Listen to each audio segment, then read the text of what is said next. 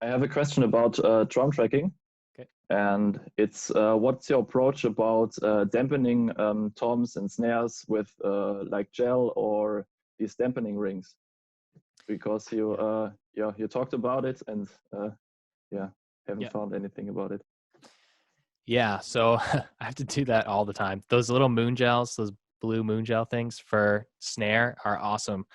Um, they work well on toms too. So I get a lot of use out of those things. Just to tame, yeah, some wild rings. It's kind of like what else I've seen too is even when I was in the studio and I watched the Jonas Brothers tracking, they literally had like a T-shirt taped over like 30% of the snare drum. Like I just had like this, yeah, T-shirt or a cloth or something that was overlaid on there to cut out the ring. So that kind of was like, it's like, oh, it's okay to do this. It's okay to do whatever you need to, to help the sound. But yeah, I use a lot of that.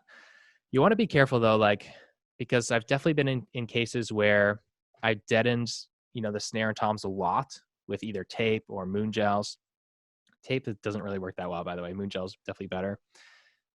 And then and I think it sounds really good during drum tracking, but then I get it to the final mix and it's very lifeless. Like it's very just like all you have is the attack and you have no tone. And by the time you add all these layers, you find that it's hard to get your drums to cut through because they're all just like attack and no character, no length and sound to them. So definitely over the years, like I probably started uh deadening a bit less than I used to early on.